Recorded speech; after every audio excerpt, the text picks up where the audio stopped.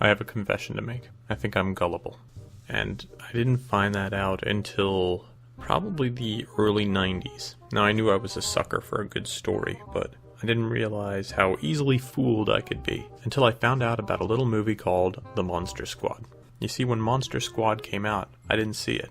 I hadn't even heard of it. It came out in '87. A couple of months after it came out, I was having a film discussion with two of my friends, and we would talk about movies all the time. I loved movies, still do. But I only had one movie theater in town at the time, so my selection was limited, so if I missed Monster Squad, I missed it.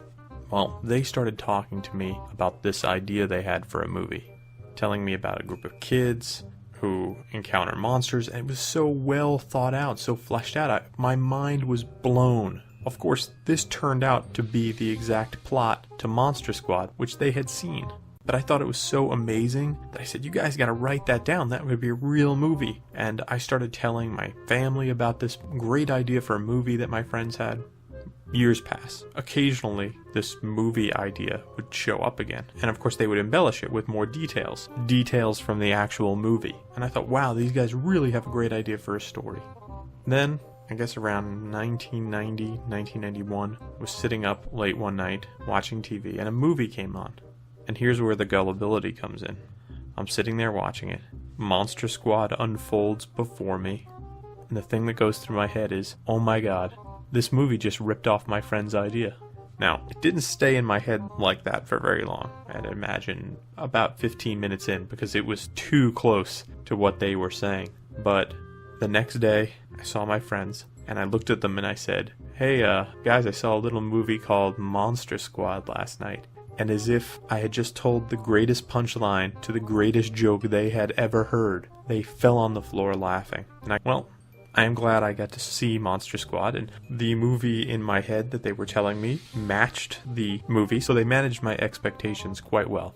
On today's show, we're going to talk about the movie that proved how gullible I was, Monster Squad. We'll talk about the people who wrote the movie, the real people who wrote the movie. We'll talk a little bit about the behind-the-camera stuff. We'll talk about the cast. And we'll talk a little bit about comparisons that have been made between it and another great kids' adventure movie at the time, Goonies. Its release on home video. We have a lot of info to cover, so without further ado, let's start the show.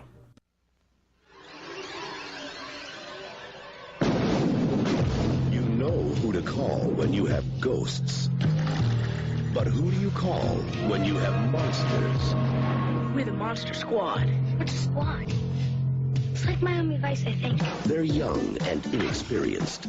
Naughty virgin. They're a bit disorganized. Monsters are not real. We don't know that, sir. 2,000-year-old dead guys do not get up and walk away by themselves. But when strange things start happening in town... There's a monster in my closet. Ooh, look at that big, scary monster. What's happening? You wait until a werewolf. Silver bullet? They're the only ones ready to do battle. Something's out there that's killing people. And if it's monsters, nobody's gonna do a thing about it but us. And the creatures of the night shall rule the world. Real monsters? Us? Midnight. In the world, remember? Maybe we can be like Mask Squad instead, you know? Two mask bombs. We got 1035. Stick back up. Hurry up. Or Nature Squad. The book was right. Don't you see it's all true? By midnight... You guys! they won't seem so young anymore.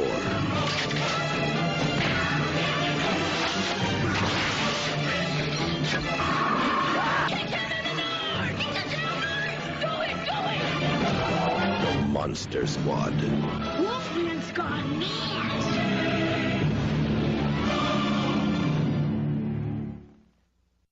Monster Squad is a comedy horror film written by Shane Black. Shane Black also wrote the movie Lethal Weapon, amongst many, many other things, and was also written by Fred Dekker. It was directed as well by Fred Dekker, and if you don't know Fred Dekker, he also directed Night of the Creeps. So, between Night of the Creeps and the Monster Squad, he's got two cult films under his belt. The film was released by TriStar Pictures on August 14th, 1987. And we'll get a little bit more into the plot in a little bit, but the film basically is about kids facing off against classic monsters led by Dracula. The effects in the movie were done by Stan Winston, and just as a fun little fact, they say that the Wolfman's face in the movie was modeled after Stan Winston. Now, the movie you saw is similar to what was in the screenplay, but from what I hear, Shane Black's first draft of the screenplay was huge. It had an opening scene where Van Helsing, accompanied by a blimp, and hundreds of men on horseback storm Dracula's castle, and just trying to film that scene would have cost more than the entire budget of the film, so naturally it was cut. While that scene was cut out of the script and never shot, the actual movie was cut by 13 minutes. And according to the director, Art Decker, that was because an executive thought that since this was a movie for kids, it shouldn't run more than 90 minutes. So a little bit about the cast of the movie. You had Andre Gower as Sean Crenshaw. Gower would appear on TV shows before this movie, My Two Dads and Mr. Belvedere. Most recently, he was in a film called The Vault of Darkness. Now, Brent is sort of a tragic story. His career as an adult never really took off, and he turned to law. That's not the tragic part of the story. What's tragic is he died of pneumonia at the young age of 22 in 1997.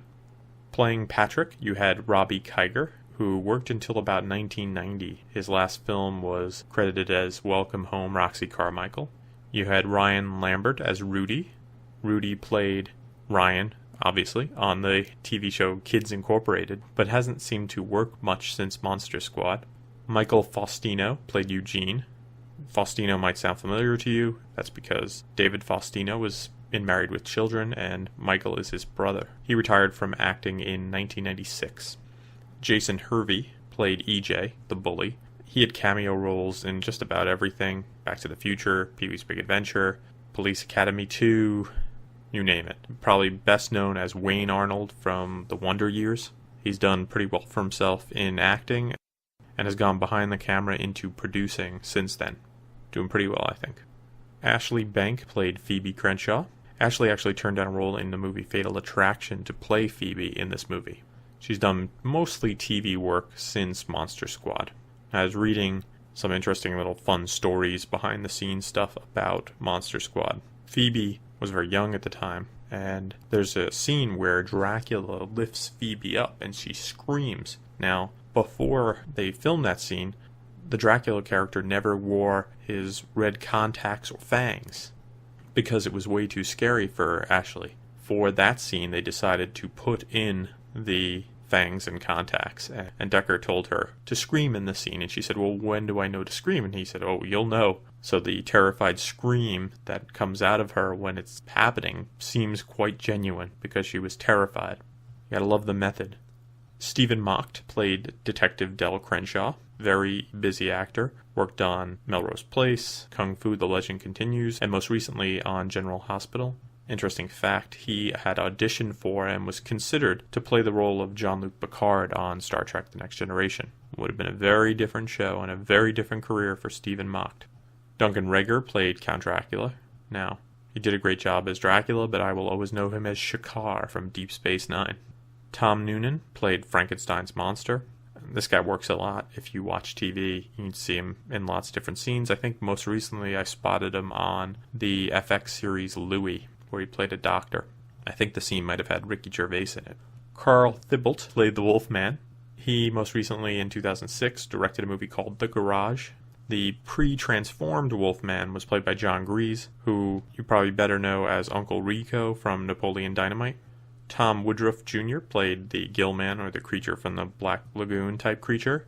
He's big in creature design and effects departments, besides obviously acting. Michael McKay played the Mummy. He recently appeared in an episode of CSI.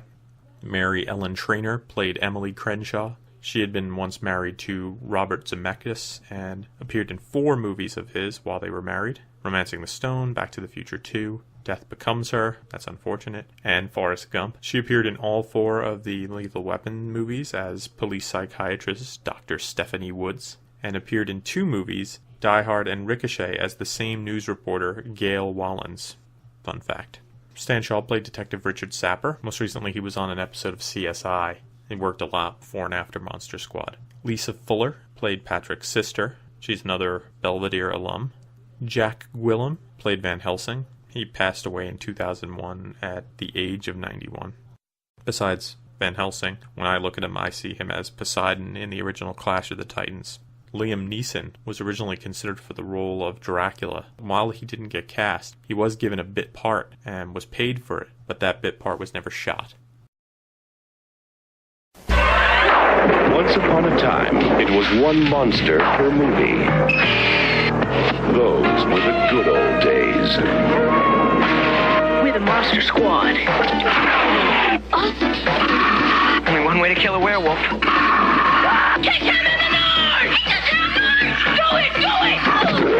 Wolfman Squad Nars! The Monster Squad, rated PG-13. The Monster Squad is a group of preteens who love classic monsters and monster movies. They have a clubhouse even, and cards that they give out that shows their allegiance to the club. The club leader is Sean, and Sean has a 5-year-old sister named Phoebe who really wants to join the club. And they're given a diary of the legendary vampire hunter Abraham Van Helsing. We learn about Van Helsing's chasing of Dracula in flashback. When they get the book, they're kind of bummed because the book is written in German. So the Monster Squad decide to visit a scary German guy who lives in the town, who's played by Leonardo Cimino, who turns out to know a lot about monsters. He's a survivor of World War II concentration camp. We find out that the diary describes in great detail this amulet that is made of concentrated good that can be destroyed only on a very specific day. Dracula naturally wants to destroy that so he can get out there and do his thing. But you can also use the amulet to destroy the monsters and send them to limbo. So the kids decide to get the amulet and take care of business. Dracula has come to America, sends his monster army after the amulet, and his army consists of the Frankenstein monster, a werewolf, the mummy, a fish man called Gillman, and 3 women who are his consorts. They send Frankenstein out. Frankenstein meets Phoebe. Phoebe, of course, treats him with respect, which is all Frankenstein ever wanted. So in the back of Frankenstein monster's head, perhaps he's not playing on the right team. They get the amulet. They find out that they need to read these words, but in sacred ground by a female virgin. The Monster Squad's clubhouse gets blown up. They rush to the local cathedral where they're going to have Patrick's older sister read the passage, which makes sense since she's supposedly a virgin and can speak German. Unfortunately, right at the last minute, she reads it, nothing happens. It turns out she's not really a virgin. Wah wah. All the monsters start closing in. They realize that they have to have Phoebe read it. She starts reading it, it opens up the portal, everybody starts getting sucked in. There's a little dramatic moment where Dracula grabs onto Sean, and eventually everything works out. Sadly, Frankenstein's creature, despite Phoebe trying to tearfully hold on to them, also gets sucked into the portal. And the world is safe from monsters. What a story. And now, these messages. Yuck. Creepy crawlers, Thing Maker 2. In about an hour, you can make lots of things that look awful and feel terrible. Creepy crawlers, preheat the goop, pour in the molds, and wait. Yuck. Creepy crawlers, Thing Maker 2, an electrical toy. It's disgusting. Creepy crawlers, Thing Maker 2 comes with 3 molds and 4 bottles of goop. New from Mattel. It was late one night in the castle of the Chicken McNuggets. What are you making? Sauce. We're using my mummy's recipe. Mummy, This better be good. It'll be great. Does your daddy have a recipe?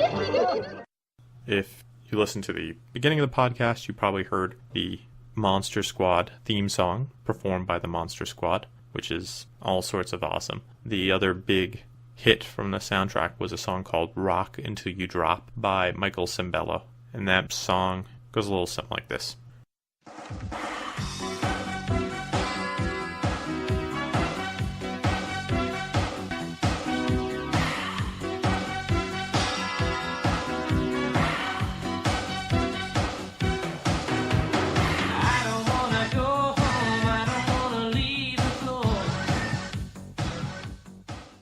Now, when the movie came out, it had mixed reviews, which unfortunately caused it not to stay in theaters long, which is maybe why I missed it, maybe why I didn't hear about it, maybe why I'm making excuses for myself.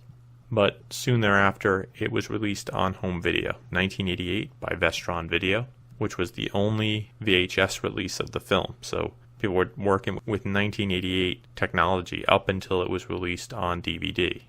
In 2007, a special edition DVD was released by Lionsgate and contains a bunch of special features, including a 5-part 90-minute retrospective documentary, 2 audio commentaries, deleted scenes, the theatrical trailer, TV spots, animated storyboards, and a bunch of other stuff. In 2009, Lionsgate released a Blu-ray version of the film, so you could see the movie now in HD.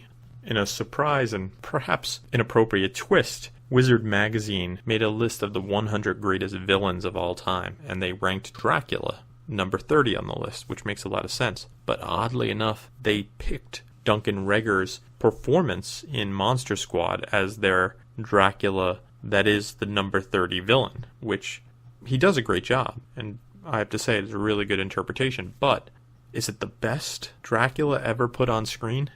I'm not so sure, but I do really applaud Wizard's enthusiasm for the movie. I watched Monster Squad probably about every other year since finally catching it in the early 90s. And it's a really winning film to watch on Halloween. It's fun, it's good for adults, it's great for kids, it has great lines, and sadly it's underappreciated despite its cult following. So if you haven't seen Monster Squad ever, you gotta run out there and see it. If you're a fan, why not fire it up again? Drop by the site, tell me what you thought. Thanks for listening to the show. For more retro fun, drop by the website at www.retroist.com. You can follow me on Facebook and Twitter. I'm at facebook.com/retroist and twitter.com/retroist. Thanks for listening to the show, and I hope you have a great weekend.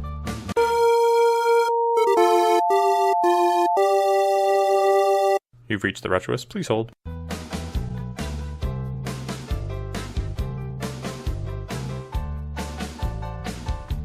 Hello, this is the Retroist. This has been a Retroist production. Goodbye.